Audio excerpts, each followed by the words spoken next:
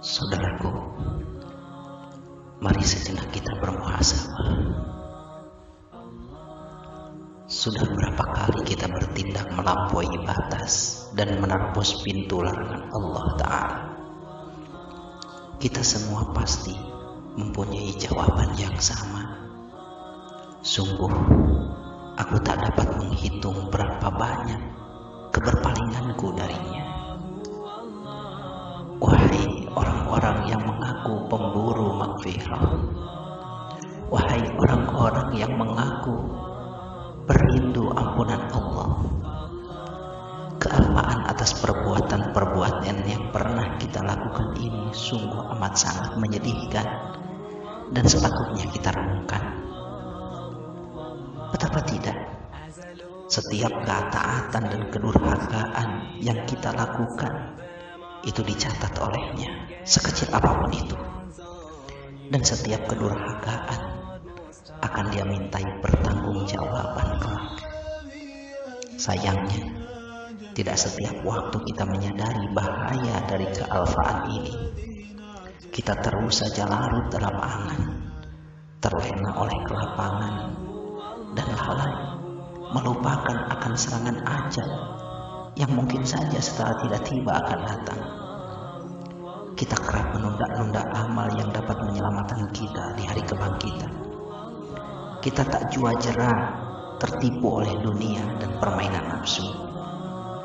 Kita lalai membangun kebiasaan memohon ampunan dan menyalin hubungan mesra dengan Allah Subhanahu wa Ta'ala. Terkadang memang kita sadar, buat apa mengejar harta bila akhirnya harus kita tinggalkan begitu saja. Tetapi kesadaran ini timbul kemudian tenggelam dalam pusaran kesibukan kita melibati kehidupan. Kesadaran ini kerap tertindih oleh pemaknaan kita atas tanggung jawab terhadap keluarga, tanggung jawab kemanusiaan dan lain-lain. Kita pun lagi-lagi lebih cekatan dalam mencari dunia, seolah-olah pencarian itu tiada berakhir. Sementara kalau mencari akhirat yang bernilai abadi, kita suka berlambat-lambatan, suka ogah-ogahan.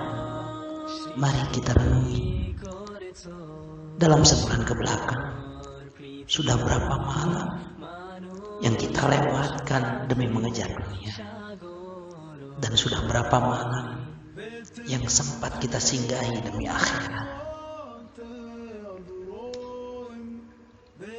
Saudaraku, muhasabah akan membuat kita menyadari akan arti kehidupan dunia yang sementara ini. Ternyata kesementaraan hidup kita di dunia ini menentukan keabadian tahap perjalanan berikutnya. Oleh karenanya, sebelum melanjutkan muhasabah, kesampingkanlah hal-hal duniawi yang selalu membuat kita lalai kepadanya. Sebab pada saat ini hanya antara kita dengan Allah saja yang sedang dibahasnya. Penyempitan fokus ini penting agar kita lekas menyadari bahwa hidup ini sejatinya sebuah perjalanan yang amat sangat pribadi. Pertama, dari tanah menuju tulang sulbi. Kedua, dari tulang sulbi menuju rahim. Ketiga, dari rahim menuju dunia. Keempat, dari dunia menuju kubur. Yang kelima, dari kubur menuju mahsyar. Dan yang keenam, dari mahsyar menuju negeri yang abadi, surga atau neraka.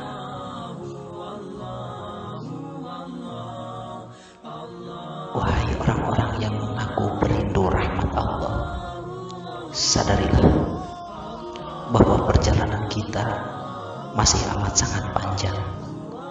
Kita baru melalui tahap keempat, bersama-sama menuju kubur, bersama-sama menuju kesendirian. Semua yang kita bangun dan kita bina di dunia ini tak bakalan kekal. kecuali bernilai kebaikan bagi sesama dan berbuah kedekatan dengan Allah Subhanahu wa Ta'ala, maka sungguh celaka jika kita hanya mengumpulkan sedikit bekal untuk perjalanan yang amat jauh ini. Insya Allah, muhasabah ini akan mengajak kita menghadapkan diri kepada Allah serta mengisi sisa hidup kita dengan berbagai ketaatan. Yakinlah bahwa Allah akan menyapa setiap hamba yang merasa punya catatan amal penuh noda dan akan membantu mereka membersihkan dengan air mata. Muhasabah ini seolah sedang memasuki majelis rintihan, melibatkan diri dalam pengalaman batin insan-insan ahli tahajud. Jika setelah merenung dan bermuhasabah Anda berniat meninggalkan kejahatan dan dosa, Anda merasa sering memanjakan syahwat, menjadi tawanan dunia dan budak nafsu, maka bermuhasabah seperti ini dapat dijadikan teman yang tepat untuk menjadi petobat. Para ulama menandaskan bahwa mahar akhirat sejatinya adalah sederhana, hati yang ikhlas dan lisan yang berzikir.